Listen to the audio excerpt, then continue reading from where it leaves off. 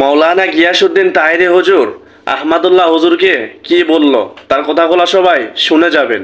আমি কি নবুয়ত প্রকাশ নিয়ে আপত্তি করেছি? আহমদুল্লাহ সাহেব তাহিরি কাউকে ধরে না, যখন ধরে খুব চিন্তা ভাবনা করে ধরে। আর দালালদেরকে বলবো, গড়িয়ে পেঁচিয়ে কথা বলে লাভ নাই।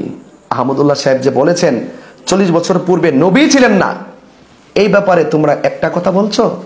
এই 40 বছর পর্যন্ত উনি নিজে তো নবী ছিলেন না, উনি নবী হয়েছেন তারপরে।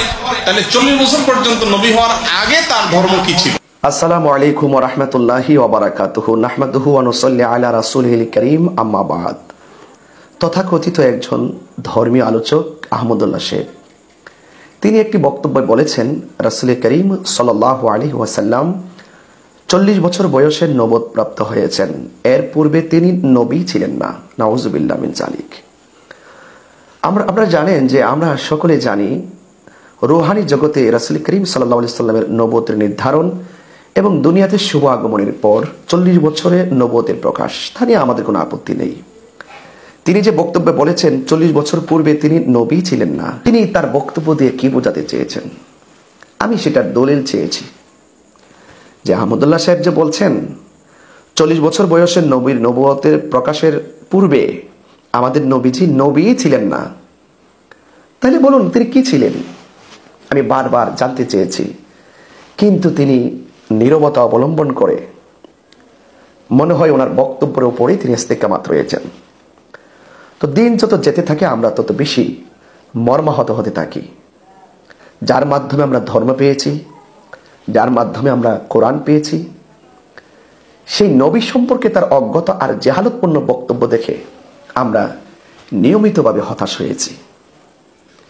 এই জন্য আমি বারবার বলেছি, আহলুস সুন্নাত ওয়াল জামাতের আকীদা হলো রাসূল করিম সাল্লাল্লাহু আলাইহি ওয়াসাল্লাম সৃষ্টির শুরুতেও নবী, যিনি সব নবীদের পরে দুনিয়াতে এসেছেন তিনি নবী হয়ে এসেছেন, যার পরে আর কোনো নবী আসবে না। যদি কোনো ব্যক্তি রাসূল পাকের 63 বছরের জিন্দেগিতে একটা সেকেন্ডের জন্য নবী হিসাবে না মানে, তার কি ঈমান আছে? আমি তাকে ঈমানের দিকে আহ্বান করেছি। আমি ওনাকে বারবার বলেছি, উনি যত নীরবতা অবলম্বন করেছেন আমি তত ক্ষিপ্ত হয়েছি, কারণ তারও তো কিছু ফলোয়ার আছে। ওনার মুষ্টিময় কিছু ফলোয়ারও তো ওনার বক্তব্যের কারণে বিভ্রান্ত হতে পারে। যতক্ষণ তিনি এই ব্যাপারে ক্লিয়ার বক্তব্য না দিবে ততক্ষণ আমি বিরোধিতা করে যাব।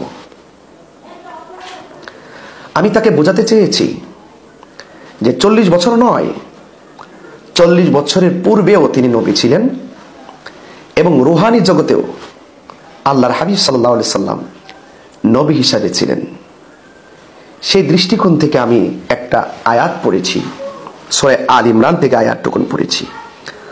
আল্লাহ বলছেন, ওয়াইজ আখাযাল্লাহু মিসাকান নাবিয়্যিনা লামা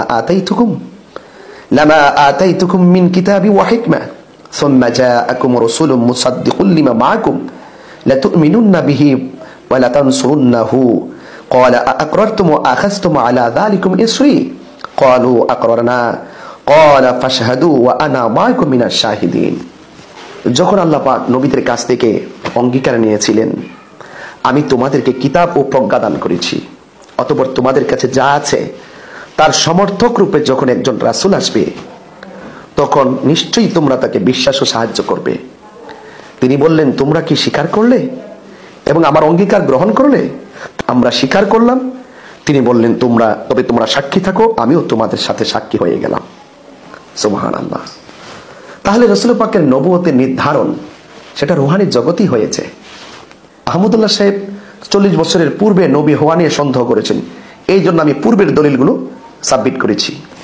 কিন্তু তথাকথিত আহমদুল্লাহ সাহেবের কিছু দালাল মৌলবী আছে যিনি ওনার লালন পালন করেন, আস-সুন্নাহ ফাউন্ডেশনে বিভিন্নভাবে জড়িত, তারা ওনাকে বাঁচানোর জন্য বিভিন্ন কৌশল অবলম্বন করতেছে, এটা আমি পরে বলবো। আমি ওনাকে বোঝাতে চেয়েছি যে আহমদুল্লাহ সাহেব, আপনি যে বলেছেন 40 বছরে নবুয়ত প্রকাশ হওয়ার পূর্বে তিনি নবী ছিলেন না, তা আপনাকে একটি আয়াত দ্বারা বোঝালাম যে রাসূল দুনিয়াতে আসার আগে নবী হিসেবে আল্লাহর কাছে নির্ধারিত ছিলেন এবং ওই নবুয়তের নির্ধারণ সেই রুহানি জগতে হয়েছে। আরেকটি হাদিস আমি পড়েছিলাম তিরমিজি শরীফের 3609 নম্বর হাদিস, عن أبي هريرة رضي الله تعالى عنه قال قالوا يا رسول الله متى وجبت لك النبوة قال وآدم بين الروح والجسد হযরত আবু হুরায়রা রাদিয়াল্লাহু তাআলা আনহু থেকে বর্ণিত, তিনি বলেন রাসূল করিম সাল্লাল্লাহু আলাইহি ওয়াসাল্লামকে আমরা জিজ্ঞেস করলাম ক্বালু ইয়া রাসূলুল্লাহ মাতা ওয়াজাবাত লাকা নবুওয়াত, কখন আপনার উপর নবুয়ত আল্লাহ পাক ওয়াজিব করে দিয়েছেন, নির্ধারণ করে দিয়েছেন। ক্বালা রাসূলুল্লাহ সাল্লাল্লাহু আলাইহি ওয়াসাল্লাম, আল্লাহর হাবিব সাল্লাল্লাহু আলাইহি ওয়াসাল্লাম বললেন ওয়া আদামু বাইনা রূহি ওয়াল জাসাদ, আদম আলাইহিস সালাম যখন শরীর এবং রূহের মাঝামাঝি ছিলেন তখনই আমি